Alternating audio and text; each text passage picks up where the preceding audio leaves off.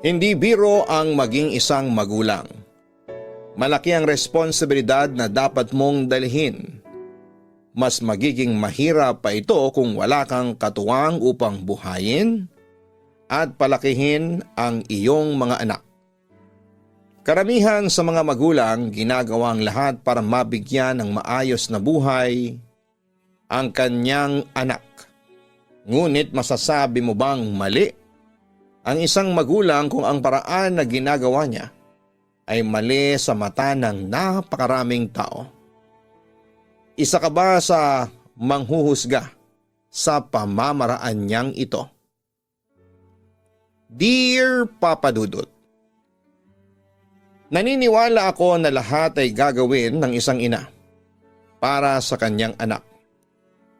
Handa siyang lunukin ang kanyang kahihiyan at reputasyon para lamang may kitain na pera at ipakain sa mga anak niya. Ganyan ang nanay ko, Papa Dudut. Itago mo na lamang ako sa pangalan na Camila. Ngayon ay 33 years old na at nagtatrabaho ako bilang isang waitress sa restaurant. May isang anak na ako pero wala akong asawa. Sa ngayon ay katulong ko ang aking mama na si Lena sa pagbuhay sa aking anak. Bago po dumating sa buhay ko ang anak ko ay marami muna kaming pinagdaanan na mag-ina. Bata pa lamang ako ay si mama na ang kasama ko. Nagtataka ako dati kasi yung mga kalaro at kaklase ko ay merong tatay habang ako ay wala. Grade 4 ako noong sinabi ni mama sa akin na iniwanan siya ng tatay ko nang mabuntis siya. Wala na raw siyang balita rito kung nasaan na ba ito. Kaya huwag ko na raw pangarapin na magkaroon ako ng tatay. Mahirap kami, Papa Dudut. Barong-barong ang bahay namin ni mama. Gawa yon sa pinagtagpi-tagping plywood, yero at tarpaulin ng mga tumakbong kandidato. Kapag umuulan, tumutulo ang tubig mula sa bubong namin at akala ko dati kapag mag-isa kang anak ay mayaman kayo. Pero hindi pala. Kasi kami ay mahirap kami. Ganon pa man ay sinikap ni mama na magtrabaho para hindi ako magutom at mapag-aral niya ako. Sa gabi hanggang madaling araw ang trabaho ng nanay ko dati. Sabi niya sa akin ay nagtatrabaho siya sa isang bar at cashier siya doon. Pagkatapos namin maghapunan ay aalis na siya tapos ay umaga na ang balik niya. Minsan aabutan pa niya ako sa umaga pero mas madalas na hindi na kasi nasa school na ako. Tuwing papasok sa trabaho si mama ay iniiwan niya ako sa kapitbahay namin at kaibigan ni mama na si Ate Sonia. Sa kanila ako nakikitulog tapos kapag umaga na ay babalik na ako sa bahay para mag-almusal at mag-asikaso ng sarili ko para pumasok sa eskwelahan. Hindi ko na-experience yung si mama mismo ang mag-aasikaso sa akin kapag papasok na ako. Maaga ako natuto sa mga ganong klase ng bagay, Papa Dudut. Madalas sabihin sa akin ni mama na dapat ay tapusin ko ang aking pag-aaral para hindi ako matulad sa kanya. Hindi niya raw hinihiling na galingan ko sa eskwelahan kung hindi ko naman kaya. Basta ang importante raw ay makatapos ako. Ang iniisip ko dati ay ang pagiging mahirap ang tinutukoy ni mama na ayaw niyang magaya ko sa kanya. Pero ibang bagay pala ang tinutukoy niya, Papa Dudut. Grade 5 ako nang malaman ko ang totoong trabaho ng nanay ko. Nasa school ako noon, isa-isa kaming tinanong ng teacher namin kung ano ang trabaho ng aming mga magulang. Sinabi ko na isang cashier ang nanay ko. May isang kaklase ko ang pabirong nagsabi na pokpok daw ang nanay ko. Tapos nagtawanan silang lahat. Sinaway naman sila ng teacher namin. Doon na nagsimula ang pambubuli sa akin sa eskwelahan. Tinutokso nila ako na pokpok daw ang nanay ko. May isang insidente na hindi na ako nakapagpigil at binigwasan ko ng suntok sa muka ang isang kaklase ko na lalaki kasi habang naglalakad ako papunta sa classroom ay panayang tukso niya sa akin tungkol sa nanay ko. Hindi siya nakaganti sa akin pero sinabi niya na ang nanay niya ang nagsabi sa kanya na nakikita raw nito ang mama ko na may kasamang iba't ibang lalaki. Hindi ko na alam kung totoo o hindi ba ang sinabi niya, Papa Dudut. Pero syempre mas naniniwala pa rin ako sa sinasabi ni mama sa akin na isa siyang cashier. Pinanindigan ko sa nanukso sa akin na hindi pokpok si mama. Dahil sa nangyari, ay pinatawag sa school si mama. Nagsumbong kasi yung nambuni sa akin na sinuntok ko siya. Dumugo kasi ang bungangan niya dahil sa suntok ko. Pinagsabihan ako sa school na mali ang manakit. Nangatwiran ako nang tinutokso ako na pokpok ang nanay ko na hindi naman totoo kaya nanuntok ako. Humingi na lamang kami ng sorry sa kaklase ko at sa nanay niya na kasama niya at nag-promise ako na hindi ko na yon uulitin. Sa loob ko ay alam ko na wala akong kasalanan. Kung hindi naman ako tinukso ay hindi ko siya susuntukin. Hindi ako ang klase ng tao na bigla na lang mananakit ng walang kadahilanan. Pag-uwi sa bahay ay doon na inamin ni mama sa akin ang katotohanan. Sa susunod ay huwag kang nananakit, Camila. Kahit na anong sabihin sa iyo ay ipasok mo sa isa mong tenga at ilabas mo sa kabila. Sabi pa ni mama. Kung hindi pa niya ako tinukso, hindi ko po siya susuntukin. Saka hindi naman totoo ang sinasabi niya. Paulit-ulit siya at napiko na ako. Pangangatwiran ko. Totoo ang sinabi ng kaklase mo, pokpok ako. Hindi ako cashier. Kaya kapag may nanukso ulit sa'yo, huwag mo nalang pansinin. Seryosong sabi pa ni mama. Hinintay ko na bawiin ni mama ang sinabi niya at sabihin niyang nagbibiro lamang siya pero hindi niya yon ginawa. Sinabi niya na mas maganda kung habang bata ako ay alam ko na ang katotohanan dahil alam niya na kapag lumaki na ako ay malalaman ko rin ang totoo niyang trabaho. Hindi raw siya isang cashier. Oo, nagtatrabaho siya sa isang bar. Pero bilang isang bayaring babae. Hindi ako makapaniwala sa aking nalaman mula kay mama, Papa Dudut. Ang pagkakaalam ko kasi sa mga babaeng may ganong trabaho ay makasalanan at pinagdidirihan ng marami. Matapos kong malaman ang totoong trabaho ni mama, ay nagsimula na akong ikahiya siya. Patuloy pa rin ang panunukso sa akin sa school na anak ako ng prosti. Pero dahil sa alam kong totoo na ang sinasabi nila ay tumatahimik na lamang ako at hinahayaan ko na lamang sila. Tinis ko ang lahat, Papa Dudut. Pakaramdam ko ay pinagdidirihan na rin ako ng mga tao, Papa Dudut. Halos hindi na rin ako lumalabas ng bahay kasi iniisip ko na matagal nang alam sa lugar namin kung ano ang trabaho ng nanay ko at pinag-uusapan nila kami. Hanggang sa mag-high school ay naging aloof ako, Papa Dudut. Hindi po ako nagkaroon ng kaibigan. Nabawasan naman ang pambubuli sa akin pero hindi nawala yung pakiramdam ko na pinagdidirihan ako ng tao. Kapag may meeting ang mga magulang ay si Ate Sonia ang pinapapunta ko. Kaklase ko kasi yung isa niyang anak. Third year high school ako noon nang may nanligaw sa akin. Aaminin ko na sabik ako sa pagmamahal ng isang lalaki kasi hindi ko yon naranasan.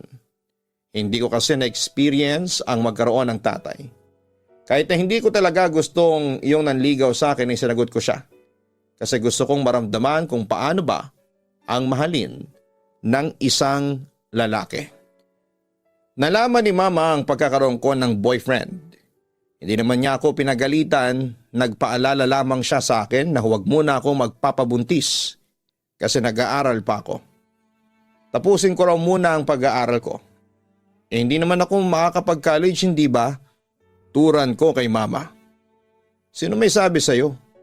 Kaya nga ako nagtatrabaho para sa'yo para makapagkolehiyo ka. Sabi ni mama. Ilan lalaki ba ang sisipingan ninyo para makatapos ako ng college, ma? Tanong ko. Camila, hindi ko gusto yan lumalabas sa bibig mo ha. Sa tingin mo ba ay gusto ko na nagpapagamit sa iba't ibang lalaki?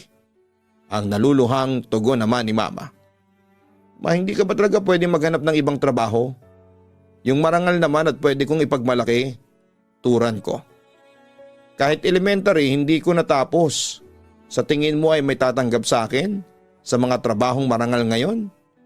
Isa pa, ito lang ang alam kong trabaho noon pa. Hindi ko rin sinabi na ipagmalaki mo ko. Ang gusto ko ay magawa ko ang responsibilidad ko sa iyo bilang nanay mo. Maintindihan mo rin ako kapag naging nanay ka na, paliwanag pa ni Mama.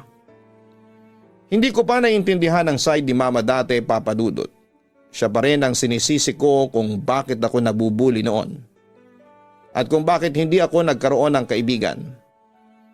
Pakiramdam ko kasi iniiwasan ako ng lahat, Papa Dudut.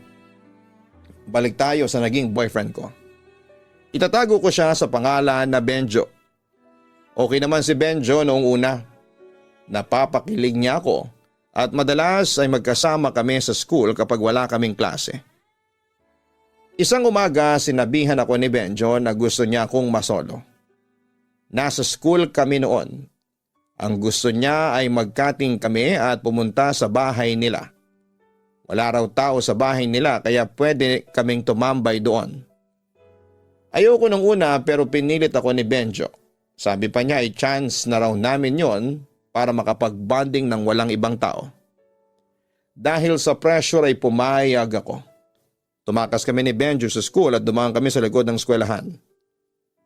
May isang puno kasi na malapit sa pader at iyon ang una naming inakyat para makarating kami sa itaas ng pader at saka kami tumalon papalabas.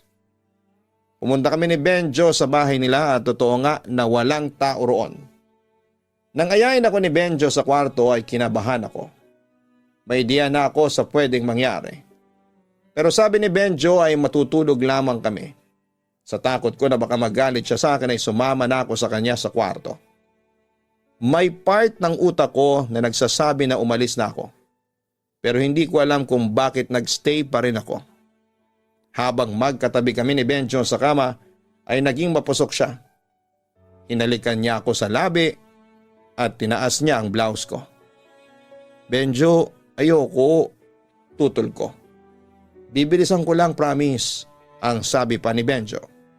Ayoko sabi, saka bata pa tayo, hindi pa natin dapat ginagawa to. Patuloy kong pagtutol.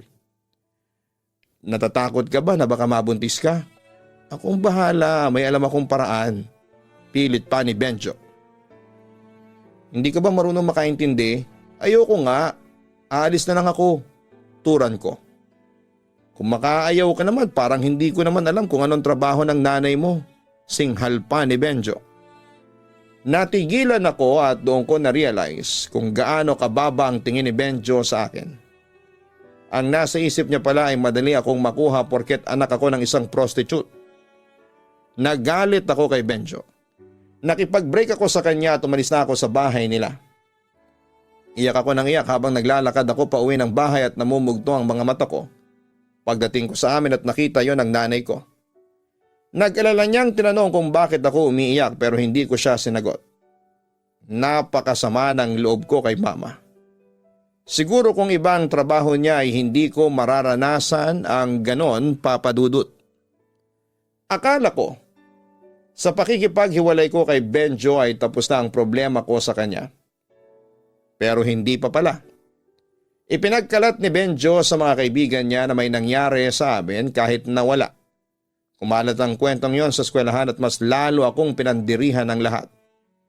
Nadagdagan pa ang hindi totoong kwento na binayaran daw ako ni Benjo kapalit ng pagsiping ko. Ang tingin nila tuloy sa akin ay kagaya ako ng nanay ko na nagpapabayad. Hindi ko na sinubukang ipagtanggol ang sarili ko. Nayaan ko na lamang ang mga tao na isipin ang gusto nilang isipin tungkol sa akin. Kahit ano naman kasi ang sabihin ko at itanggi ko na hindi totoo ang sinabi ni Benjo ay hindi pa rin sila maniniwala sa akin. Ang tingin nila sa akin ay bayaran at hindi ko na yon mababago. Sinabi ko sa sarili ko na alam ko ang totoo at iyon ang importante. Magsasayang lang ako ng laway kung ipapaliwanag ko pa ang sarili ko. Fourth year high school na ako ay ganun pa rin ang trabaho ng nanay ko. Naisipan ko na magtrabaho kaya nag-apply ako sa isang karinderya. Ako yung nagbibigay ng mga order ng mga kumakain. Ginawa ko yon tuwing Sabado at Linggo. Gusto ko kasing gamitin ang weekend sa pagkita ng pera. Hindi man malaki ang kita ko roon ay ayos lang, at least nagkakaroon ako ng pera na pinaghirapan ko. Tutol si mama sa pagtatrabaho ko tuwing weekend, Papa Dudut. Ang sabi niya, kaya nga siya nagtatrabaho ay para hindi ko na kailangang magtrabaho habang nag-aaral ako. Hindi ko gusto na nagtatrabaho ka sa karinderya, Camila. Mataas ang pangarap ko para sa iyo, ang sabi ni mama sa akin. Mas okay nang sa karinderya ako magtrabaho kaysa sa bar, ang sabi ko. Kaya nga sinasabi ko sa iyo na ginagawa kong lahat, di ba? Kasi ayoko matulad ka sa akin, ang sabi pa ni mama. Hindi ko naman talaga pinangarap na maging kagaya mo. Hindi ako magiging isang katulad mo. Walang galang kong sabi kay mama. Sa kauna-unahang pagkakataon ay nakita kong umiiyak si mama ng dahil sa akin. Hindi siya nakapagsalita dahil sa sinabi ko.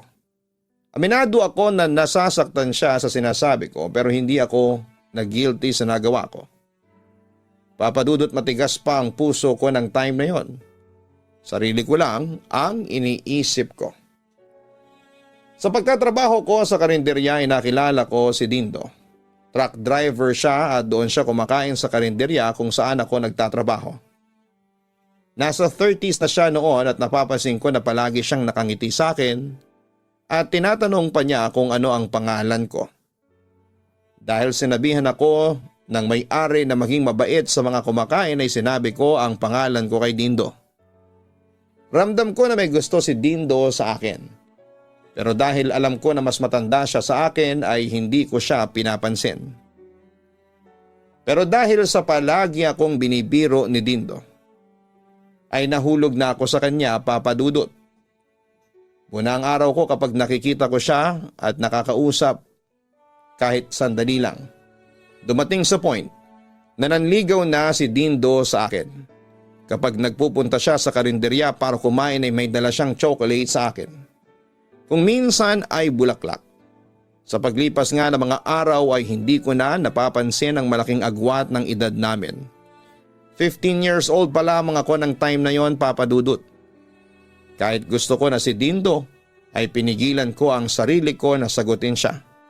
Dahil alam ko na mapapagalitan ako ng nanay ko.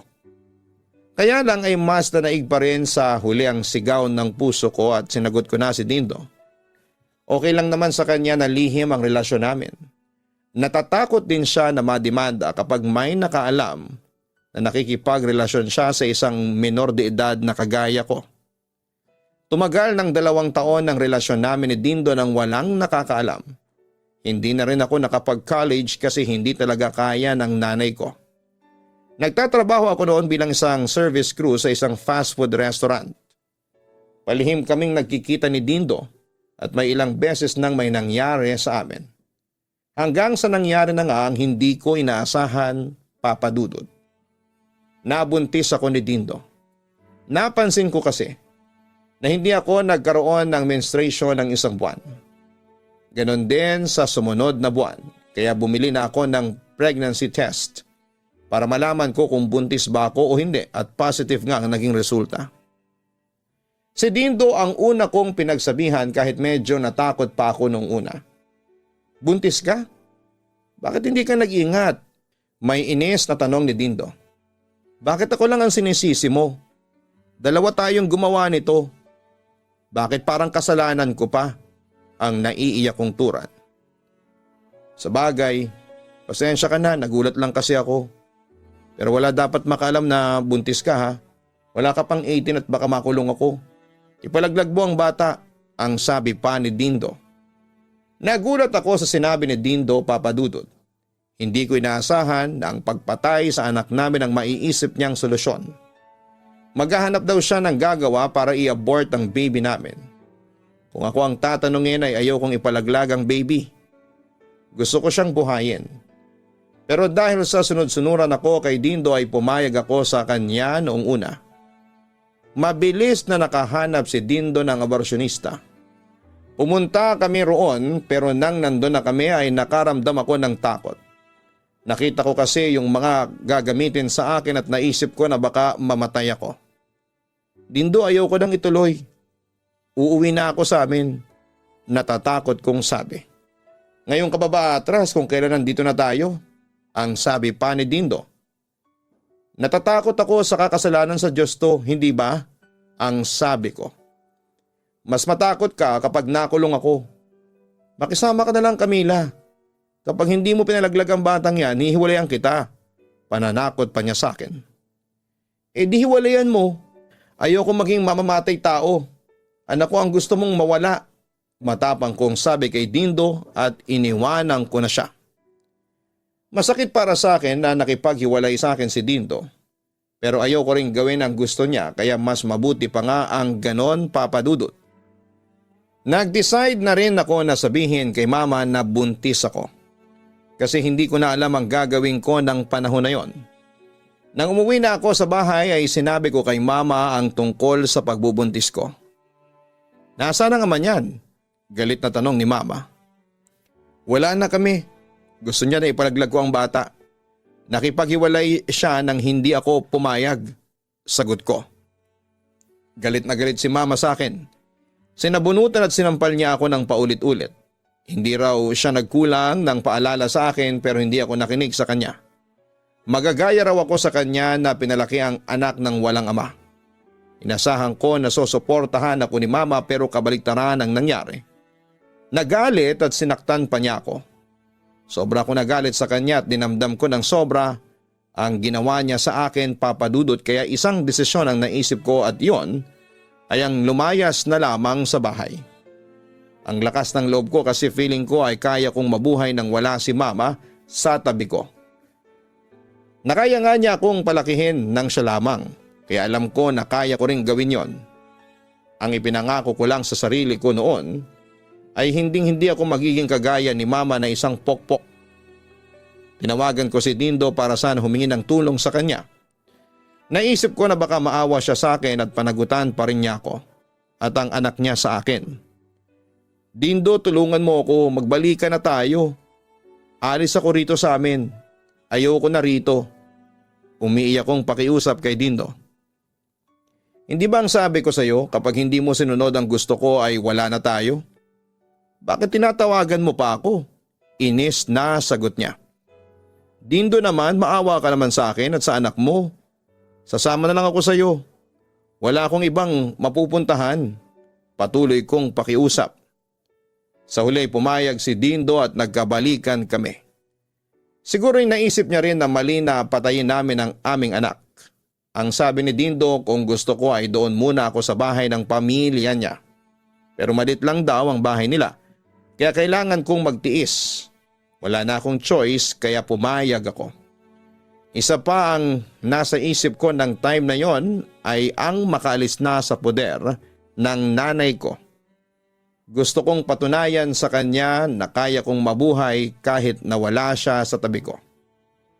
Nagtagumpay ako sa pag-alis sa bahay nang hindi nalalaman ni Mama. Nagkita kami ni Dindo at napansin ko na kahit nagkabalikan kami ay inis pa rin siya sa akin. Nasabi na raw niya sa pamilya niya na nakabuntis siya at alam na rin na doon muna ako titira sa kanila. Natakot ako kasi hindi ko alam ang ugali ng pamilya ni Dindo pero kailangan kong gawin ang lahat para makisama kasi kung hindi ay wala akong mapupuntahan. Nang ipakilala ako ni Dindo sa pamilya niya ay naramdaman kong hindi ako gusto ng nanay niya na si Ami. Hindi man lang niya ako binati at hindi niya tinanggap ang pagmano ko sa kanya. Araw-araw ay pinaparamdam ni Ami sa akin na hindi ako welcome sa bahay nila. Kaya ilang ako sa pagkilos ko sa bahay nila. Madalas ay wala si Dindo sa bahay nila dahil sa trabaho nito. Kapag wala si Dindo ay wala akong makausap kaya natuto akong makipagkaibigan sa mga kapitbahay. Kapag naiinip ako ay nagpupunta ako sa kanila at doon ako tumatambay Wala akong kalam-alam na minamasama pala ni Ami ang ginagawa ko na yon, Papa Dudut. Hoy Camila, nangapit-bahay ka na naman. Hindi ka ba tinuruan ng nanay mo na kapag nasa ibang bahay ka ay dapat tumutulong ka sa mga gawain? Mataray na sabi ni Ami. Tita, kakatapos ko lang pong maglaba kanina bago ako nagpunta sa kapitbahay, ang sabi ko. Bakit? Yun lang ba ang pwedeng gawin dito sa bahay? Napakarami pa, turan pa ni Ami. Hindi po kasi ako masyadong nagpapagod kasi buntis po ako. Magalang na katwiran ko. Ang arte mo. Nung buntis nga ako, nag-iigib pa ako ng tubig. May nangyari ba sa akin? Ang sabi ni Ami. Halos araw-araw ay nakakatikim ako ng pagtataray ni Ami, Papa Dudut. Dumating ako sa point na gusto ko nang umalis sa bahay nila. Pero wala akong lakas ng loob na gawin yon. Wala akong ibang mapupuntahan at ayaw ko namang bumalik kay Mama dahil hanggang sa sandaling yon ay galit pa rin ako sa kanya dahil sa pagsigaw at pananakit niya sa akin.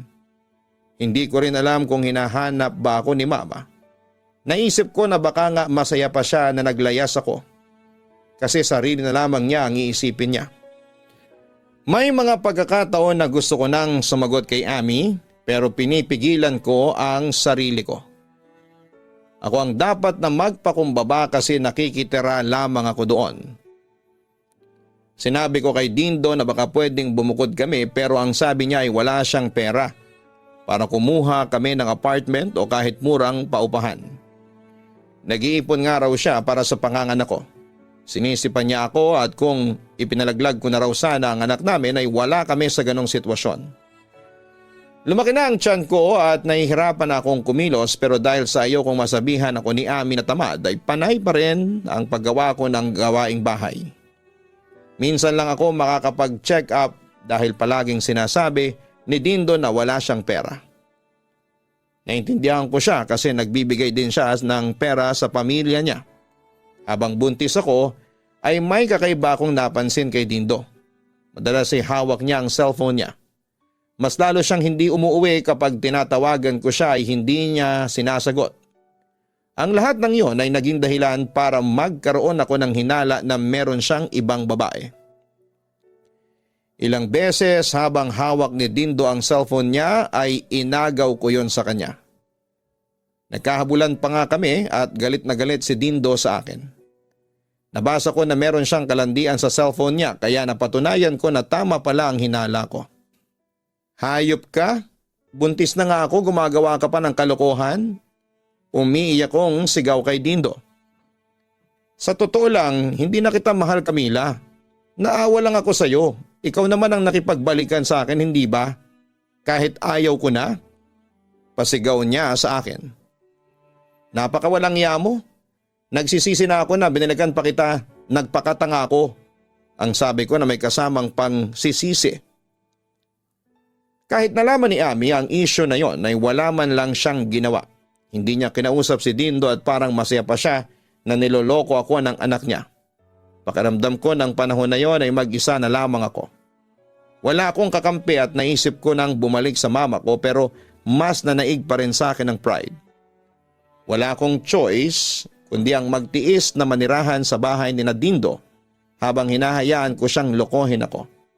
Naging martir ako ng time na yon alang-alang sa anak ko. Siya na lamang ang pinagkukuhaan ko ng lakas, Papa Dudut. Masakit para sa akin na may ibang babae si Dindo. Akala ko porket isinama niya ako sa kanila ay magiging okay ang lahat. Pero nagkamali ako. Mas lalo pang lumala ang mga pasanin ko. Siguro nga'y karma ko na yon dahil sa naging trato ko dati sa sarili kong ina. Nang mga anak ako ay ang kapitbahay namin ang nagdala sa akin sa ospital. Wala kasi noon si Ami at si Dindo. Yung tatay ni Dindo ay nasa trabaho. Puro mga batang kapatid ni Dindo ang kasama ko sa bahay at alam ko na hindi ko sila pwedeng asahan na dalhin ako sa ospital. Kaya kahit sobrang sakit ng tiyan ko ay nagpumilit akong lumabas ng bahay para humingi ng tulong sa kapitbahay. Safe kong nailabas ang baby girl namin ni Dindo. Dinalaw ako ni Dindo sa ospital at imbes na matuwa ay nagalit pa siya sa akin. Saan tayo kukuha ng pambayad dito sa ospital? Ubus na ang ipon ko, buwisit. Ang naiinis na sabi pa ni Dindo sa akin. Buwisit? Sa tingin mo ginusto kong manganak nang wala kang ipon? Saka sabi mo nag-iipon ka ng pera para sa panganganak ko. Nasa na ang sinasabi mong ipon? Naubos na ba sa babae mo? Inis kong sabi. Tumahimik si Dindo, alam kong guilty siya. Ginawan pa rin ni Dindo ng paraan para makalabas kami ng anak ko sa ospital. Nang nasa bahay na ulit kami ng pamilya niya ay hindi pa rin naging maganda ang trato ng nanay ni Dindo sa akin. Umaasa ako na tutulungan niya ako sa pag-aalaga ng apo niya pero hindi. Hinayaan niya akong mag-isa na mag-alaga sa baby ko, Papa Dudut. Alam ko na patuloy pa rin si Dindo sa pambababae niya. Nang 3 buwan na ang anak namin ay hindi na ako nakatiis, Papa Dudut. Gabing-gabi na kasi ay wala pa rin si Dindo at ang alam ko ay uuwi siya ng araw na yon. Hindi ako mapakali, hindi ko rin magawang matulog. Nasa sala ako at panayang silip ko sa bintana para malaman kung parating na ba si Dindo. Sa pagsilip ko sa bintana ay nakita ko si Dindo na may kasamang babae at naghalikan pa sila sa labas ng bahay. Hindi ko napigilan ang sarili ko at galit na galit akong lumabas. Sinugod ko silang dalawa at pinagsasampal ko si Dindo at sinabunutan ko yung babae niya. Pinagmumura ko silang dalawa. Alam ko naman na niloloko ako ni Dindo pero iba pala kapag nahuli mo na ng harap-harapan. Ipinagtanggol ni Dindo ang babae niya at sinabihan pa niya ako na iskandalosa. Pinalis na niya ang babae at sa loob ng bahay ay tuloy pa rin ang pagsasagutan naming dalawa. Dahil sa ingay namin nagising na sina Ami. Ano ba yung bunganga mo, Camila? Napakaingay mo, singhal ni Ami sa akin. Si Dindo po kasi, nahuli ko na may kahalikan na babae sa labas. Sumbong ko. Bakit kasi nandito ka pa? Sinabi na sa'yo ni Dindo na hindi ka na niya mahal, hindi ba? Ikaw lang ang nagpupumilit sa sarili mo sa kanya. Turan pa ni Ami. Hindi ako makapaniwala sa sinabi ni Ami. Inakala ko na sa pagkakataong yon ay ako ang kakampihan niya, babae rin siya, sana man lang ay naintindihan niya ako. Hindi na ako nakipagtalo pa sa kanila, Papa Dudut, pero nasa utak ko na hindi na maganda kung mananatili pa ako sa bahay na yon. Baka mabaliw ako kapag nagtagal pa ako doon. Kaya naman nagdesisyon akong umalis na sa poder ni Ami. Kinabukasan ay nag-impake na ako. Hindi na ako nagpaalam kay Ami at umalis na ako kasama ang aking anak. Wala akong alam na mapupuntahan pero mas gugustuhin ko pang sa kalye matulog at ang anak ko kesa sa nandun ako sa bahay nila Dindo. May kaunting pera naman ako kahit papaano at malakas ang loob ko na gawin yon. Sa mga unang araw ay sa kalye kami natutulog ng anak ko. Naghahanap ako ng trabaho habang dala ko ang baby ko. Natanggap naman ako sa isang karinderya. Ganong trabaho ang kinuha ko dahil may experience na ako sa ganon. Pumayag naman ang may-ari na sa mismong karinderya muna ako manirahan habang wala pa akong nahahanap na murang paupahan. Nagtrabaho ako habang inaalagaan ko ang anak ko. Masaya na ako sa ganong buhay, ang importante ay kasama ko ang baby ko. Hindi ko na rin sinubukan na kontakin pa si Dindo para humingi ng sustento. Alam ko na magbibigay siya pero pagsasalitaan muna niya ako ng masakit. Ayaw ko nang maranasan ng ganon. Mas mabuti pang mag-isa kong palakihin ang anak ko. Doon ko rin na-realize ang hirap ni Mama sa pagpapalaki sa akin nang siya lang mag-isa, Papa Dudut. Hindi nga pala talaga biro yon. Lalo na at hindi ka mayaman at wala ka ring tinapos. Makalipas ang ilang buwan ay nakapag-ipon na ako kahit papaano ng pera para makaupa kami ng anak ko sa isang mumurahin na paupahan. Hindi ako pwede sa boarding house dahil may kasama akong baby. Makakaistorbo siya sa ibang tenant kapag umiiyak siya. Kaya pikit mata na ako sa pagkuha ng apartment pero mura lamang naman yon, Papa Dudut. Kahit papaano ay nakasurvive kami ng anak ko kahit sobrang hirap at wala akong katuwang sa pagpapalaki sa kanya. May isang beses na may babaeng kumausap sa akin habang nagtatrabaho ako sa karinderya. Suki na siya roon at doon siya palaging kumakain ng almusal. Anak mo ba yung baby na yan? Tanong sa akin ng babae na nagpakilala na si Mara. Opo, matipid kong sagot. Nasaan ang tatay? Tanong ni Mara. Wala po, nilayasan ko po at wala rin namang kwenta. Nakatawa ko pang sabi. Marami talagang walang kwentang lalaki sa mundo, no? Malas mo at natapat ka sa isa. Pero maiba ko. Alam mo maganda ka. Bakit hindi mo pagkakitaan niyang ganda mo? Total wala ka palang asawa. Sabi pa ni Mara. Tinanong ko si Mara kung ano ang pagkakakitaan ng sinasabi niya. Yun pala ay dancer sa club kung saan siya nagtatrabaho. Pwede rin daw akong magbenta ng laman kung gusto ko kasi malaki ang kikitain ko sa ganon. Tinanggihan ko ang offer ni Mara nang malaman ko ang trabahong sinasabi niya. Ganon kasi ang trabaho ng nanay ko at nangako ako na hindi ako magiging ganon, Papa Dudut. Pero ang sabi ni Mara, kapag nagbago ang isip ko ay sabihan ko agad siya. Hindi sumagi sa isipan ko na tatanggapin ko ang trabaho na inoffer ni Mara. Mas gugustuhin ko pa na kahit maliit ang kita, basta huwag ko lang gamitin ang katawan ko para kumita ng malaking pera. Kaya lang parang hiningi na rin ang pagkakataon na maging kagaya ako ng nanay ko, Papa Dudut. Bigla kasing nagkasakit ang anak ko at kinailangan ko siyang dalhin sa ospital. Bumali ako sa amo ko sa karinderya pero napunta lamang yon sa gamot. Araw-araw ay parang lalong lumalala ang lagay sa ospital ng anak ko. At natakot ako na baka may masamang mangyari sa kanya. Umiral pa rin ang pride ko ng sandaling yon. At hindi ako humingi ng tulong kay Dindo at sa nanay ko. Sinabi ko sa sarili ko na walang pwedeng asahan kundi ang sarili ko lamang. Pinilit kong humiram ng pera ngunit hindi ganong kalaki ang aking nahiraman. Doon ko na naisip ang offer ni Mara sa akin. Nang kumain ulit si Mara sa karinderya ay sinabi ko na baka mabibigyan niya ako ng one-time na racket. Yung isang beses ko lang nagagawin. Hindi ko rin kasi kayang magtrabaho ng matagal sa club. Alam ko kahit na isang beses ko lang yung gagawin ay kagaya na rin ako ng nanay ko. Ako rin mismo ang bumali sa sinabi ko dati. Tamang-tama raw ang paglapit ko kay Mara.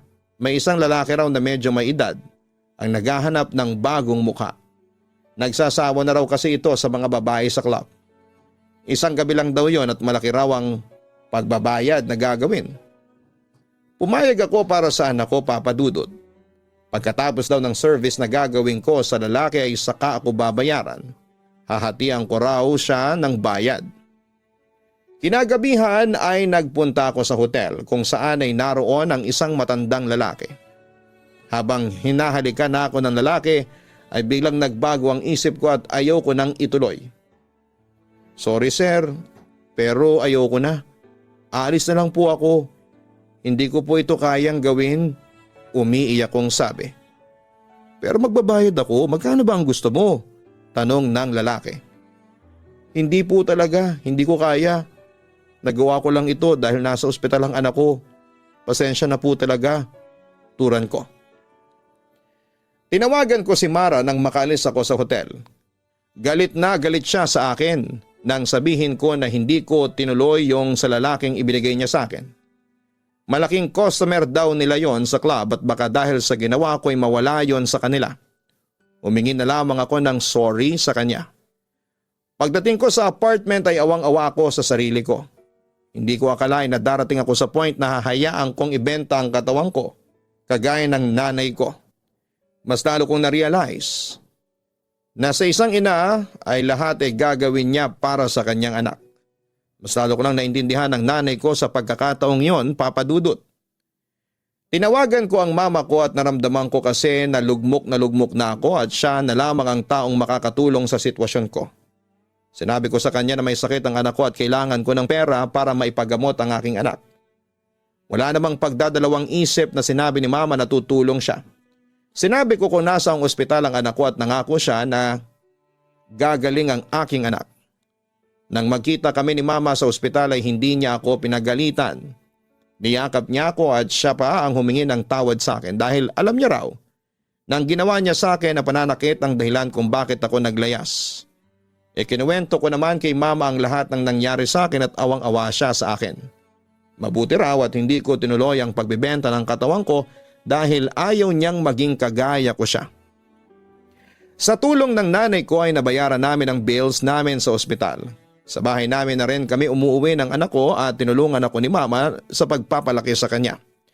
Ayaw kasi ni mama na maranasan ko ang naranasan niya na walang tumulong sa kanya noong nanganak siya sa akin. Tumigil na rin si mama sa pagtatrabaho bilang prosti. Ayaw niya raw na makita ng apo niya na ganon ang trabaho niya. Ang ginawa namin ni mama ay nagtinda kami ng lutong ulam. Total ay may talent naman si mama sa pagluluto. Hindi man ganong kalaki ang kita, at least masasabi naming marangal yung paraan upang kumita. Ngayon ay okay na ang relasyon namin ni mama. Naging close kami sa isa't isa at hindi na siya bumalik pa sa dati niyang trabaho. May boyfriend na rin ako sa ngayon at tanggap niya ang anak ko at ang past ko. Sana lang talaga ay siya na ang nilaan ng Diyos para sa akin. Ngunit kung meron man akong pinakahihiling sa Diyos, sa ngayon, yun ay ang bigyan pa niya ng mahabang buhay si mama. Gusto kong umangat sa buhay para makabawi ako sa nanay ko sa mga sakripisyo at hirap na naranasan niya dati. Deserve niyang maka-experience na maginhawang buhay at ang gusto ko ay ako ang magbibigay noon sa kanya. Lubos na gumagalang, Camila. Gagawin ng isang ina ang lahat para sa kanyang anak upang mabigyan ito ng maayos na buhay. Kahit pa isakripisyo niya ang sariling kahihiyan. Kaya kung nakikita mo na ginagawa ng magulang mo ang lahat para sa iyo, i-appreciate mo siya. Nangungutang ba sila? Humihingi ng pabor sa ibang tao para lamang maitawid ang pangangailangan mo? Maswerte ka dahil meron kang nanay o tatay na handang gawin ang lahat para sa iyo. Tunay na maintindihan lang ng isang anak ang mga life choices ng kanyang magulang kapag naging magulang na rin. At nasa sitwasyon na siya na kagaya ng kanyang magulang. At sa huli talikuran ka man ng napakaraming tao. Ang magulang at pamilya mo pa rin ang sasalo sa iyo. Sila pa rin ang tatanggap sa iyo anuman ang pagkakamaling nagawa mo sa iyong buhay.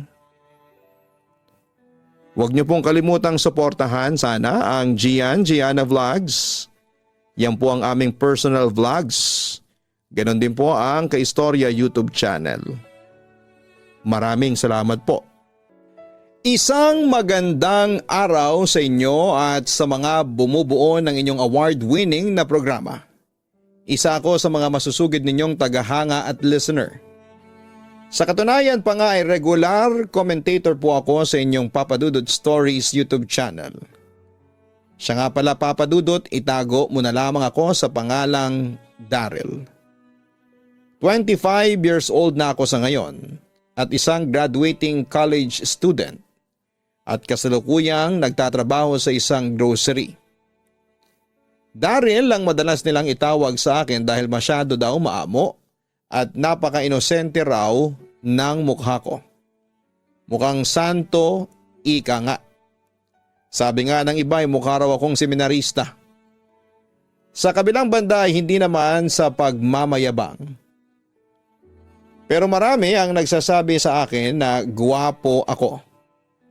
Sabi nila ay mukha raw akong artista.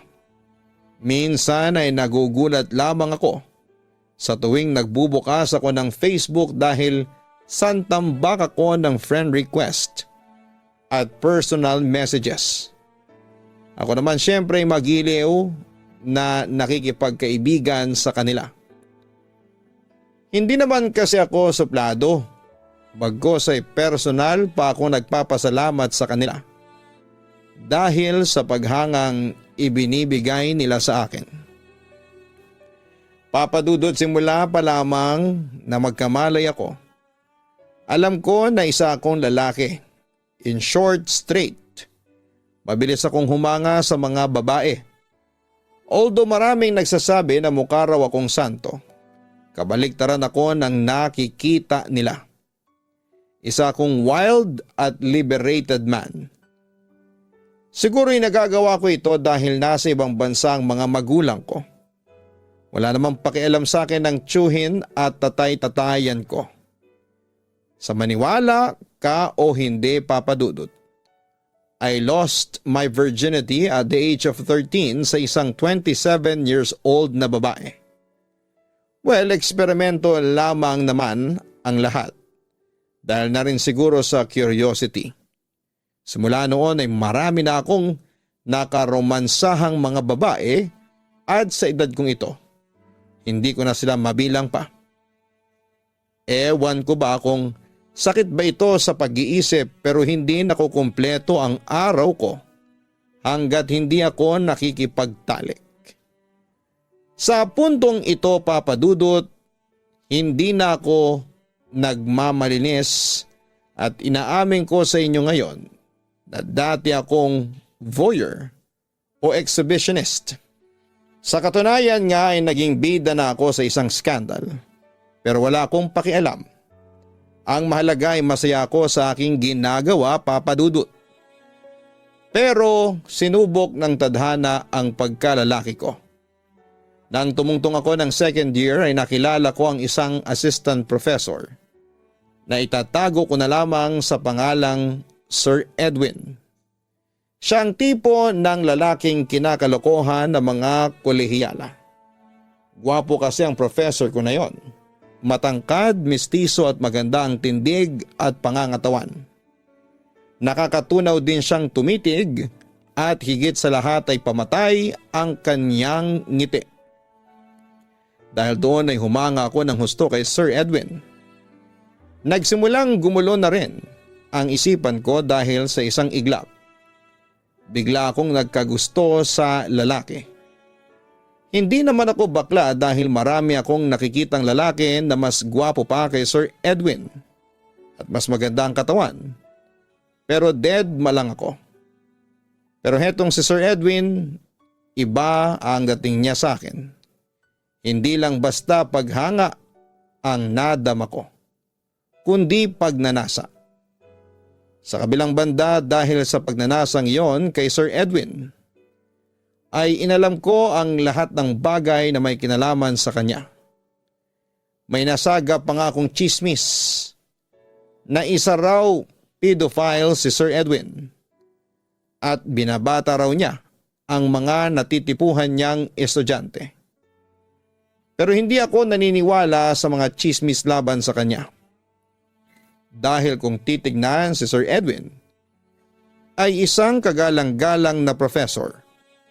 Samantala dahil sa mga lihim kong aktibidades ay tuluyan kong napabayaan ang pag-aaral ko, lalo na sa subject ni Sir Edwin. Kaya hindi ako nagtaka nang matapos ang midterm ay lagapak ang grades ko sa kanya. Dahil doon ay kinausap ako ni Sir Edwin isang araw. Dumarami ang mga absent mo sa klase, Daryl. Kung pumasok ka man, lagi kang late. Although wala naman akong problema sa iyo kung talino ang pag-uusapan, pero dahil sa madalas mong pag-absent, you always missed my quizzes, recitation and homeworks. Kung sa ibang professors mo ginawa yan, matagal ka na siguradong drop sa subject nila. Reklamo sa akin ang aking guro. Sorry po Sir Edwin, sagot ko. Hindi ako makatingin ng diretsyo sa kanya dahil sobra akong nahihiya sa kanya. Matanong ko lang, bakit ka ba nagpabaya sa pag-aaral mo? May problema ka ba? Usisa sa akin ni Sir Edwin. Halata sa kanyang boses na concerned siya sa akin. Pasensya na po kayo sa akin. Meron lang po kasi akong pinagdaraan ng problema kaya po ganito ang performance ko sa mga subject ninyo. Pagtatapat ko. You know what Mr. Santos, kahit na may problema ka sa buhay mo, still may obligasyon ka pa rin na dapat gawin. At heto yon, ang mag-aral ng mabuti. Sa totoo lang ay naaawa ko sa mga magulang mo dahil ang laki-laki ng tuition fee mo. Tapos nagbabagsak ka lang ng subjects. I'm sorry Mr. Santos kung nasasabi ko ito sa iyo pero sana'y gumising ka. College is not a joke after all. Pangaral niya sa akin. I already computed your midterm grades and guess what? Your midterm grade is 57. Para makakuha ka ng 75 na grade sa final, kailangan mo makakuha ng pre-final grade na 93. Kakayanin mo ba yon? Napakataas naman po yata ng kailangan kong grade para makapasa sa inyo, ang sabi ko. Imposibleng maka 93 ako sa pre-final grade dahil hindi naman ako ganong katalino. Wala tayong magagawa, Mr. Santos. I'm sorry. Sa pagkakataong yon, Papa Dudut, ay hindi ko napigilang umiyak. Sir, ayaw ko pong bumagsak. Ayaw mo palang bumagsak bakit ka nagpabaya sa pag-aaral mo? Sabi sa akin ni Sir Edwin. Pagkatapos ay napahinga siya ng malalim. Sir, kahit po mag-special project na lang po ako sa inyo. Ipasa nyo lang po ako, sir. Nakikiusap po ako. Mananagot po ako sa tatay ko kapag nalaman niyang bumagsak ako. Pagmamakaawa ko sa kanya. Sir, nagkakamali po kayo, wala po akong bisyo. Nagkataon lang po na sunod-sunod ang problemang dumating sa akin. Kamamatay lang po kasi ng nanay ko sa sakit tapos ang tatay ko ay naloko sa pyramiding scam. Namumroblema na po ako sa pambayad ng tuition fee. Bukod pa po doon ay may problema po ako sa trabaho ko sa grocery. At saka kakabreak ko lang po sa girlfriend ko. Pagtatapat ko, baka sakaling maawa sa akin si Sir Edwin. But the bottom line here is, kung may problema ka sa buhay mo ay huwag mong dalhin dito sa eskwelahan. I'm sorry pero ngayon pa lang ay sinasabi ko na sa'yo na babagsak ka. Mukhang desidido na ang guro ko na ibagsak ako, Papa Dudut. Ngunit, hindi pa rin ako nawalan ng pag-asa. Sir, pakiusap. Nagmamakawa na po ako sa inyo. Pangako po, hindi na po ako magpapabaya sa pag-aaral. Ayoko nang dumagdag pa sa problema ng tatay ko. Sir, gagawin ko po ang lahat. Ipasa nyo lang po ako. Sa pagkakataong yon, ay napasulyap ako sa aking guro na noon ay parang nakangisi sa akin. Talaga? Gagawin mo ang lahat para lang pumasa sa subject ko? Tanong niya sa akin. Opo sir, gagawin ko po ang lahat ng sasabihin ninyo. Pumasa lang po ako sa subject ninyo. Tugon ko. Bala ko sanang bigyan ka ng special project. Anyway, ganito ang gagawin mo. Pumunta ka bukas sa condo unit ko at doon ko sasabihin sa iyo ang special project mo. Ibibigay ko sa iyo ang address. Ang sabi ni Sir Edwin sa akin. Ano, pupunta ka? Opo, pupunta ako. Sagot ko. Papadudot sineryoso ko ang babala sa akin ni Sir Edwin kaya kinabukasan ay agad akong napalusob sa address na ibinigay niya sa akin. Pero hindi ko akalain na ang pagpunta ko doon ay siyang magpapabago ng aking pananaw tungkol sa aking hilig. Pagpindot ko sa doorbell ay naghintay pa ako ng halos 1 minuto. Ngunit nang buksan ni Sir Edwin ang pinto ay napalunok na lamang ako. Tumambad kasi sa akin ang hubad ngunit nakatapis na katawan ng aking guro. Lihim akong napahanga dahil hindi ko akalain na ganon pala kaseksi ang katawan ni Sir Edwin. Pasensya na Mr. Santos. Magsha-shower sana ako kaya ako nakatuwalya. Halika at pasok ka, sabi niya sa akin. Okay lang po sir, sagot ko habang palihim na namamangha sa aking nasasaksihan. Pagkatapos noon ay inalok niya ako ng alak na maiinom. Nagkwentuhan at yun nga nakalimutan na niyang mag-shower. Straight ka ba o gay? Or bisexual? Diretsahang tanong niya sa akin. That time, kinabahan ako. Oo, alam kong straight ako pero pagdating kay Sir Edwin ay parang naguguluhan ako. Straight ako, sagot ko.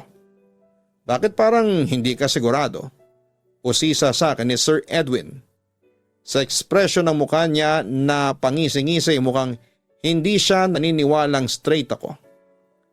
Kung straight ka, bakit napalunok ka habang nakatingin sa katawan ko? He teases me. I tell you Daryl, mas masarap pa rin ang feeling kung magpapakatotoo ka sa sarili mo. Anyway, I'm bisexual. Proud na wika ni Sir Edwin. Nagulat ako sa kanyang revelasyon. At hindi ko rin ine-expect sa kanya na ganon siya kadiretsahan. Wala siyang pag-aalinlangan na aminin sa akin na isa siyang bisexual. I'm proud of that. Yun nga lang kapag nasa school ako ay tinatago ko. Alam mo na baka kasi masita ako ng mga pare sa eskwelahan ninyo at masisante ka agad. But you know, I'm planning to apply to another college or university after this semester. Dagdag pa ni Sir Edwin. Sir, ano po pala yung ipapaproject ninyo sa akin? Tanong ko na lamang sa kanya para maiba ang topic. Hindi naman mahirap ang special project na ipapagawa ko sa iyo. Actually, hindi ka magpupuyat o magkakram. Simple lang ang gagawin mo. Susundin mo lang kung ano ang gusto ko. Sabi niya pagkatapos ay hinawakan niya ang aking hita. At tumingin siya sa akin at tila nangaakit. Lalo akong napalunok nang gumapang ang kamay niya patungo sa aking maselang bahagi ng katawan. Sir, teka po, ano po bang gagawin ninyo sa akin? Kinakabahan kong tanong.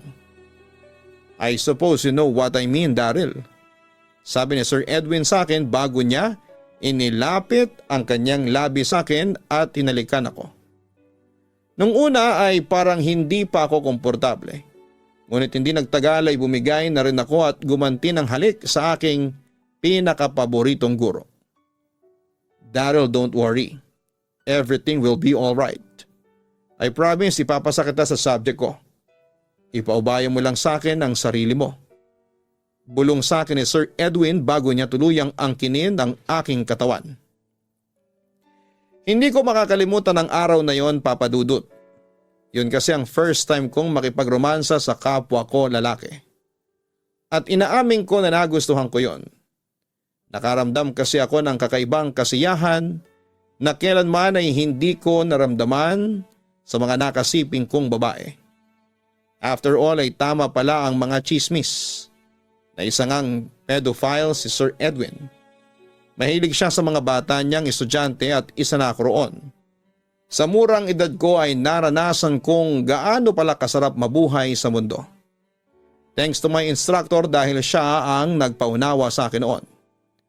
Samantala pagkatapos ng unang engkwentro ay muling naulit yon. Hindi lang isa kundi maraming beses kaming nagsama ni Sir Edwin sa isang kama.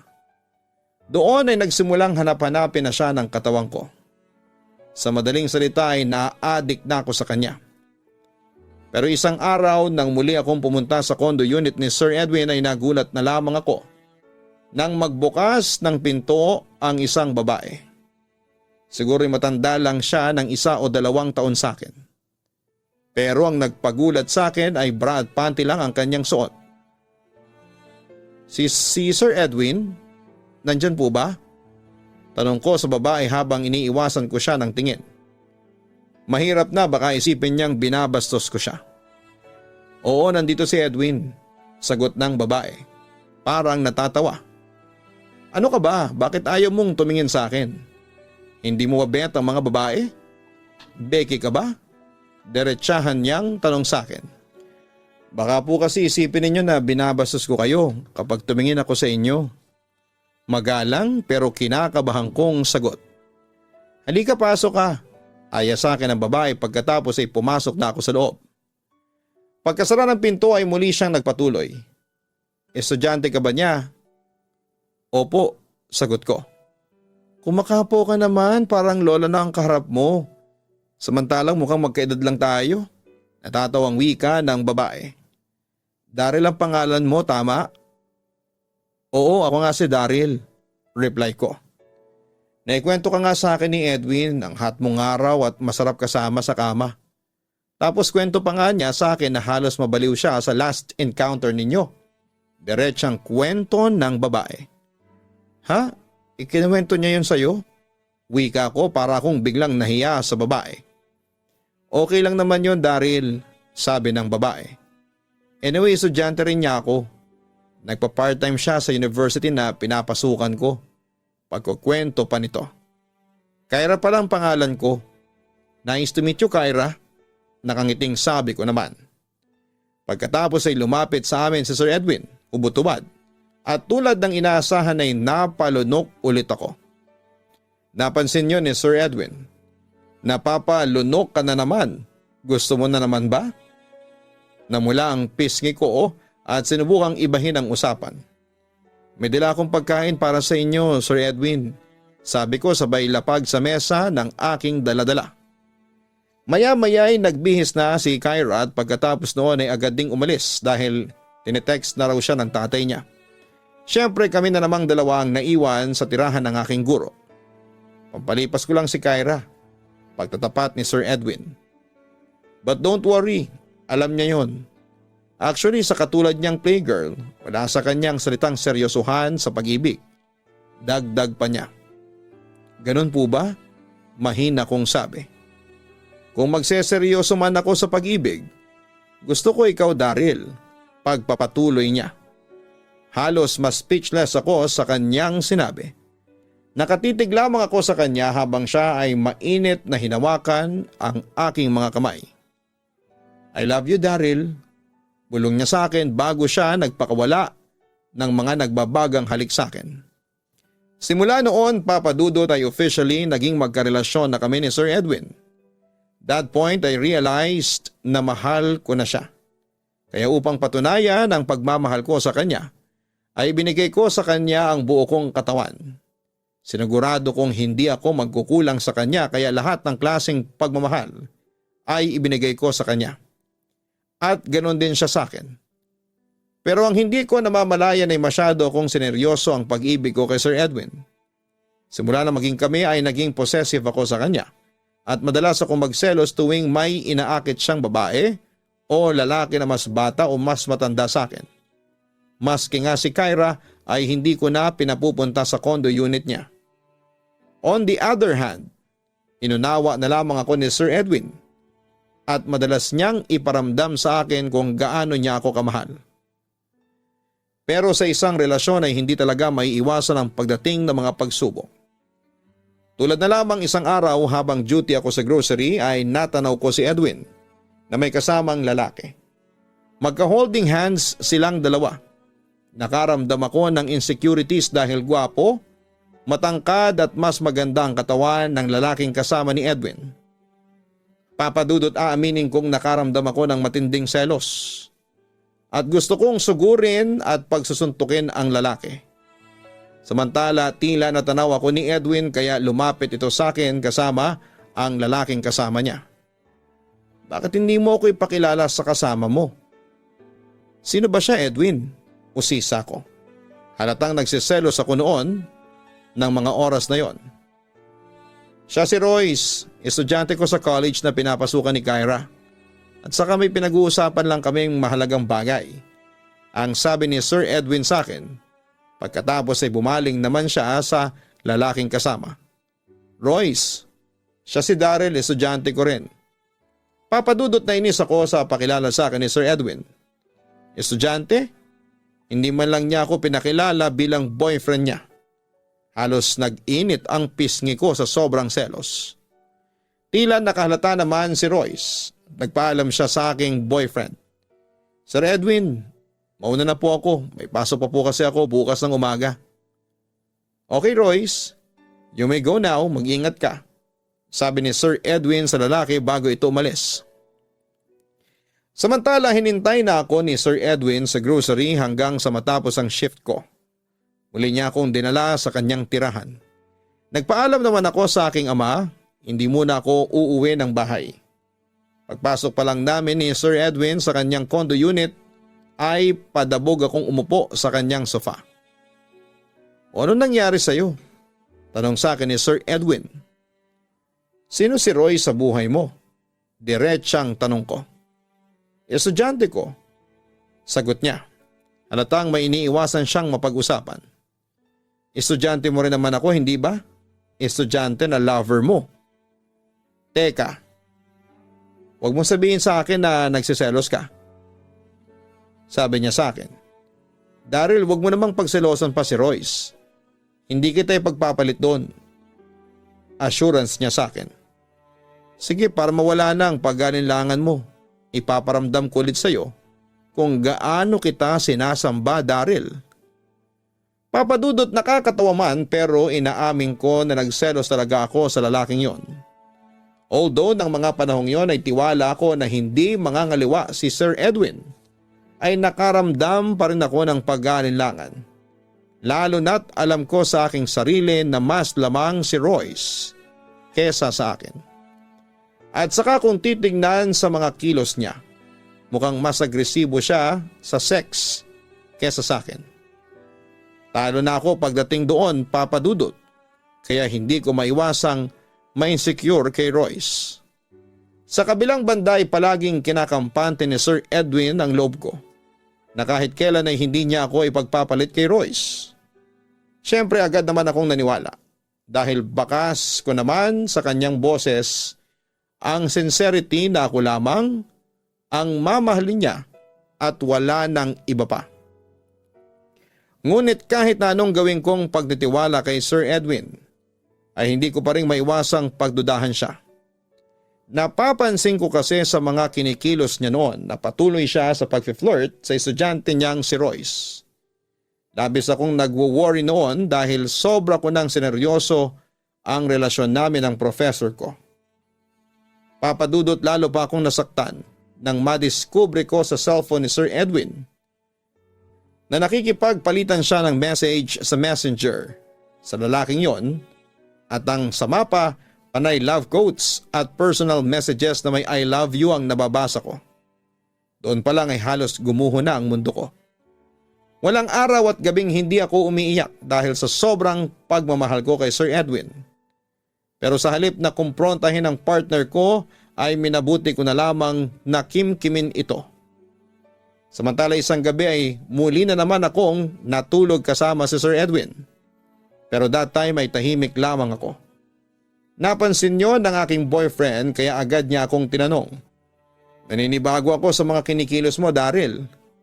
May problema ka ba? Sa pagkakaalam ko wala ka namang bumagsak na subjects ngayong semester.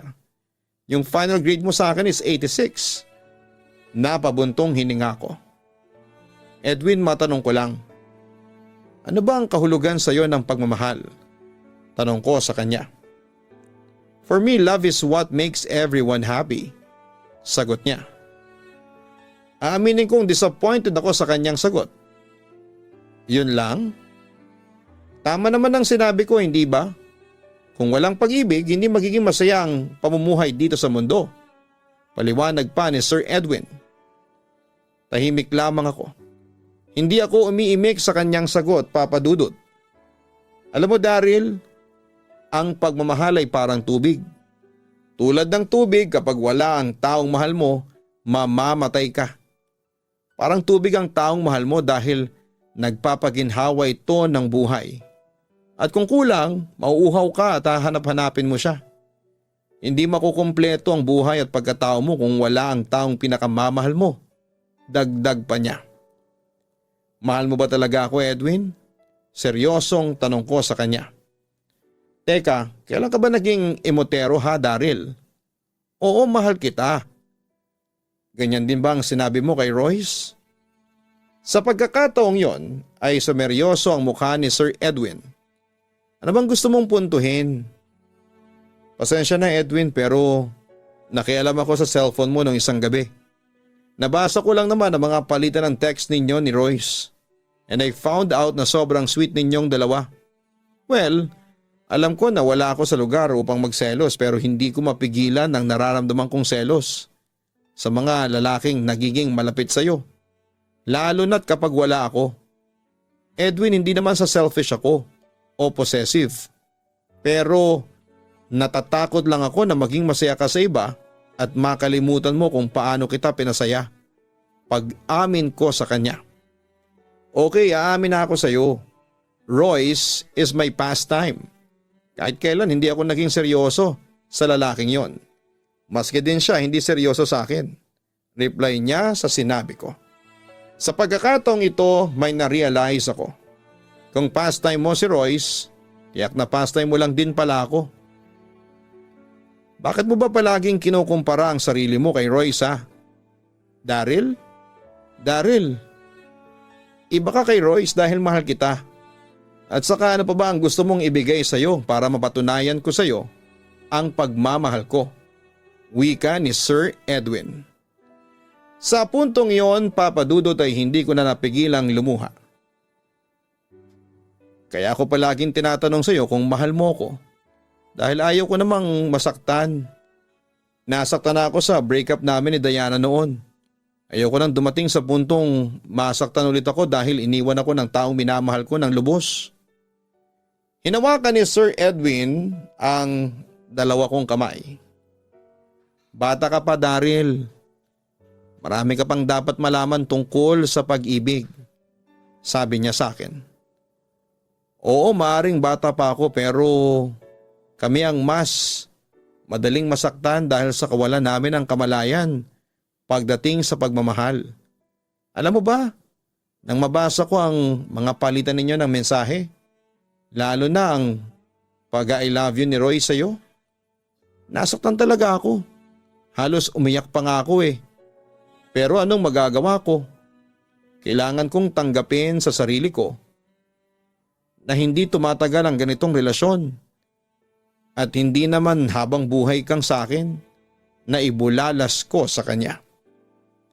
Napabuntong hininga ang aking boyfriend. Please, don't make this situation worse, Daryl.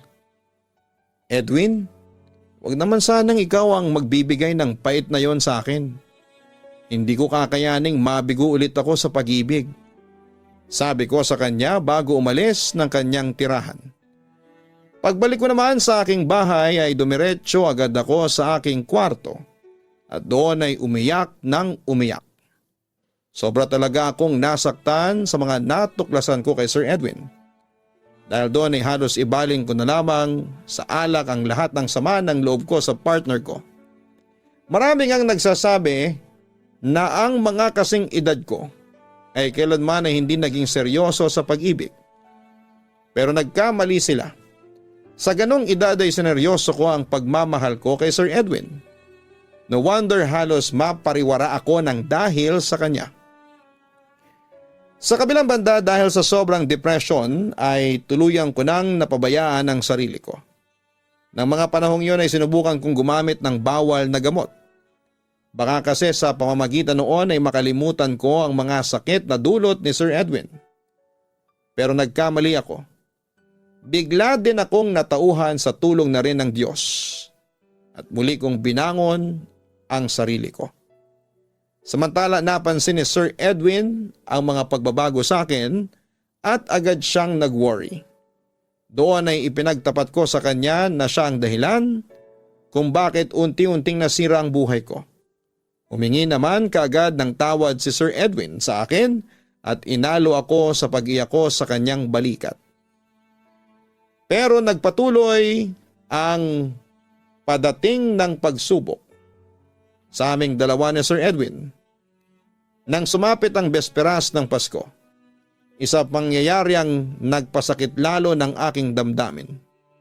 Alas 6 pa lang ng gabi ay tumungo na ako sa condo unit ni Sir Edwin para ibigay sa kanya ang aking Christmas gift at syempre para mag-celebrate in advance ng Noche Buena.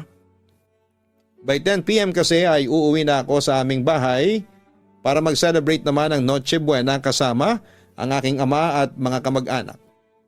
Excited akong nag-doorbell pero nang bumukas ang pinto ay tumambad sa akin si Royce na nakasuot lang ng trunks. Anong ginagawa mo dito? Una kong tanong sa kanya. Nagpa-party lang kami ni Sir Edwin. Daryl, halika. Pumasok ka. Sagot ni Royce sa akin. Nang isara ni Royce ang pinto ay lumapit naman si Sir Edwin na hubot-hubad. Edwin, bakit nandito si Royce? Usig ko sa aking boyfriend. Pero sa halip na si Sir Edwin, si Royce ang sumagot. Bala kasi naming mag-celebrate ng Pasko habang alam mo na, nakahanda na nga yung video kami. Ano? Nasambit ko dahil sa pagkadismaya. Gusto mo join ka sa amin ni Sir? Ano, threesome tayo? Suhestyon pa ng damuhong si Royce. Sa puntong yon ay nagsalita na rin si Sir Edwin. Total ay Pasko naman, Daryl. Halika't samahan mo kaming magsaya ni Royce. I'm sorry pero hindi ako baboy. Galit na sabi ko. Sumabay na rin si Royce sa pagkairita ko. Teka, ano bang problema mo, Daryl? Buti pa nga at sinasama ka namin sir sa kasiyahan. So gusto ninyong palabasin na utang na loob ko pa na isalin ninyo ako sa kababuyan ninyo? Kung ayaw mo, di wag. Sigaw ni Royce sa akin. At dahil sa napikon ako ay 2 suntok sa mukha ang inabot niya sa akin. Gumanti rin si Royce ng suntok sa akin. Si Sir Edwin naman ang umawat sa aming dalawa. Tama na yan. Huwag na kayong mag-away sa harapan ko. Galit na rin si Sir Edwin sa nangyari. Napansin ko namang tumulo ang dugo sa aking ilong. Nadali pala ito ng suntok ni Royce. Sa pagkakataong yon ay hindi ko na napigilang umiyak, Papa Dudut. Akala ko ba, Edwin, tayo lang dalawa? Akala ko ba mahal mo ako? Kung mahal mo talaga ako, bakit mo ako ginaganito? Daryl, we're just having fun, sabi naman ni Sir Edwin. Ganon? Fun lang ba sa'yo ang pag-ibig? Fun lang ba sa'yo ang sex? Pues hindi ako. Sigaw ko. Alam mo, Sir Edwin, malaki ang paggalang ko sa'yo dati pero dahil sa eksenang ito, na-realize ko na hindi ka pala kagalang-galang. Wala kang karapatang husgahan ako, Daryl. Galit na wika ni Sir Edwin. Papa Dudut, halos humagulhol ako ng mga oras na yon dahil sa sobrang sakit. I'm sorry, Sir Edwin. Pero na-realize ko na hindi tayo para sa isa't isa. Iba ang pananaw natin sa pag-ibig. Alam kong hindi mo kaya na ako lang ang mamahalin mo. Kahit masakit sa akin, sige, tatanggapin ko ang katotohanan yon. Sige, Sir Edwin. Aalis na ako. Pasensya na kayo at naiistorbo ko pa ang paglalampungan ninyo ng Royce na yan. Siya nga pala, heto palang regalo ko sa iyo. Merry Christmas. Goodbye. Yun ang huling sinabi ko sa kanya bago ko umalis ng kanyang condo unit. Papadudot yun na siguro ang pinakamalungkot na Pasko sa buong buhay ko. Doon kasi tuluyang gumuho ang mundo ko. Paskong Pasko noon pero wala akong ginawa sa bahay namin kundi ang magkulong sa kwarto ko habang nag-iiyak magdamag.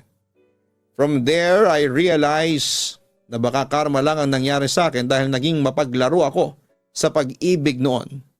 Simula ng eksenang iyon ay tuluyan nang nasira ang buhay ko. Napabayaan ko na ang pag-aaral ko at tuluyang bumagsak sa mga grades ko na naging dahilan upang tumigil ako sa pag-aaral. Nalango din ako sa bisyo tulad ng alak at bawal na gamot. Ginawa ko lang yon dahil masyado akong nasaktan sa mga ginawa sa akin ni Sir Edwin at gusto ko lang makalimot. Dumating din sa puntong nagtangka akong magpakamatay sa pamamagitan ng pagbigde.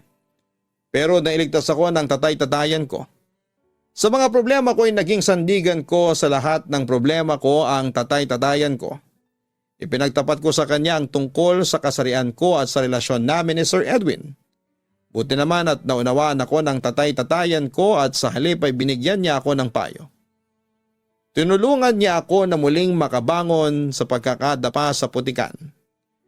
Noong unay nahirapan akong mabura sa isipan ko si Sir Edwin. Kahit na anong gawin kong pagkalimot ay aminado akong mahal ko pa rin ang lalaking yon. Hanggang sa muling nag-cruise ang landas namin ng one of those ni Sir Edwin na si Kyra. At dahil ako ang may trabaho sa amin at ako ang lalaki, nilibre ko si Kyra sa isang sikat na coffee shop. Doon ay nagkwentuhan kami at ipinagtapat sa akin ni Kyra na huminto siya ng pag-aaral kasi buntis siya. At ang ama ng kanyang dinadala ay walang iba kundi si Sir Edwin. Tinanggihan ni Sir Edwin ang anak namin at hindi raw niya kami pananagutan. Kwento sa akin ni Kyra na halos maiyak din dahil sa nangyari sa kanya. Inamin din niyang minahal din niya si Sir Edwin pero nang magsawa ito sa kanya ay para siyang basahan na itinapon. Sa sobrang awa at konsensya na rin ay humingi ako ng tawad kay Kyra. Dahil alam kong ako ang dahilan kaya tinalikuran siya ni Sir Edwin. Hiwalay na kami ni Sir Edwin, ang sabi ko sa kanya. At ikinuwento ko nga sa kanya ang nangyari sa amin noong Pasko. Hindi ka na makikipagbalikan sa kanya? Usisa sa akin ni Kyra. Tumango lamang ako bilang tugon. Papadudot sa pamamagitan ni Kyra na realize ko na hindi ko na dapat mahalin si Sir Edwin. Mas nararapat si Kyra dahil si Sir Edwin ang ama ng kanyang dinadala. Bukod sa mahal na mahal pala ni Kyra ang partner ko, on the other hand ay minabuti ko na lamang na lumayo kay Sir Edwin bilang bahagi ng pag-move on ko. Tinanggal ko ang anumang uri ng komunikasyon sa kanya tulad ng cellphone, email at Facebook. Nag-decide din akong manirahan na lamang sa probinsya namin sa Cavite dahil madalas akong guluhin ni Sir Edwin sa bahay namin. Lumipas ang ilang buwan ay unti-unti na akong nakamove on sa mga problema ko. Doon na rin ako sa Cavite nagpatuloy ng pag-aaral. Nagbago na rin ako ng lifestyle. Pinanindigan ko na ang pagiging mukhang santo ko. Tinalikuran ko ang anumang uri ng makamundong pagnanasa. At sa halip ay nanumbalik ako sa Diyos. Naging volunteer din ako ng isang organisasyon ng mga kabataang naglilingkod ng simbahan at community. Sineryoso ko na ulit ang pag-aaral ko at nang matapos ang first semester ay laking gulat ko nang maging Dean's Lister ako. Pero syempre, hindi maiwasang dumating ang mga pagsubok sa buhay. Isang araw ay hindi ko akalain na magkukrus ulit ang landas namin ni Sir Edwin sa isang lugar sa Cavite. Pinilit niya ako makipagbalikan sa kanya. Pero humindi na ako. Ayoko nang balikan ang nakaraan at ayoko na ulit masaktan ng dahil sa kanya. Yes, Papa Dudut, isinarado ko na ang aklat ng pag-iibigan namin ni Sir Edwin. Although nasasaktan pa rin ako ay tinitiis ko yon. Kailangan ko kasing tanggapin na mali ang relasyon namin at kailanman hindi tatagal ang ganong klase ng relasyon. Noong una ay hindi matanggap ni Sir Edwin na hanggang doon na lamang ang relasyon namin. Pero dahil sa pakiusap ko ay natanggap din niya ito kinalaunan. Nagpakalayo-layo na rin siya at kailanman ay hindi na kami nagkita pa. Sa ngayon, Papa Dudut ay totally naka-move on ako. Simula nang nagbalik loob ako sa Diyos, ay naging tahimik na ang buhay ko. Sunod-sunod na rin ang swerteng dumating sa akin. Sa ngayon ay working student ako sa isang grocery sa loob ng mall dito sa Cavite. Meron na rin akong girlfriend sa ngayon. Ang pangalan niya ay Joanna Marie. Masaya ako sa piling niya kasi napakabuti niyang tao. Sa totoo lang ay siya na ang gusto kong mapangasawa after kong graduate ng college. Papa Dudut, hanggang dito na lamang ang kwentuhan natin. Muli ay nagpapasalamat na rin po ako sa pagkakataong ibinigay mo sa akin. Sana kung papalarin ay gusto ko sanang ma-meet ka ng personal. Idol na idol kasi kita. Sa mga listeners mo naman dyan, tandaan na ang pag-ibig ay hindi isang laro, kundi isang responsibilidad.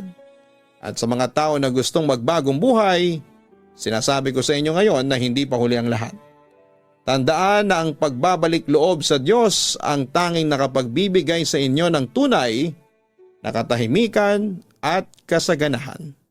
More power sa inyo, Papa Dudut, at sa mga masisipag na tao sa likod ng inyong successful na programa sa YouTube. God bless po.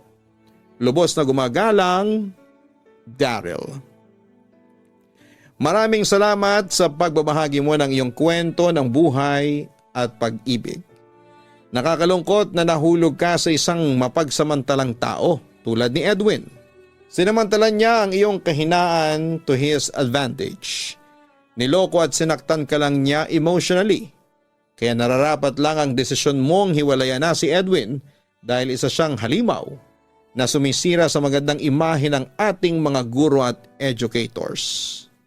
Sa mga listeners natin na katulad ng karanasan ni Daryl ay huwag kayong magsettle sa isang relasyong puro lamang pagtataksil at pananakit. Kung sa tingin mo emotionally, physically ay abuse ka na, stop ka na. Dahil patunay lamang yan na hindi ka na mahal ng taong yon. So bakit mananatili ka pa sa kanya? Mga kaibigan, ito ang tatandaan ninyo. Hindi mo mahahanap ang tamang tao kung ipipilit mo pa rin ang maling tao na maging tama para sa iyo. At hindi nyo rin kailangan ng taong sisira ng tiwala mo. Ang kailangan mo ay ang taong kahit na nakatalikod ka ay pinapahalagahan ang tiwalang ibinigay mo. Huwag kalimutan na mag-like, share and subscribe. Hanapin po ang Kaistorya Horror YouTube channel at ang Gianna Vlogs.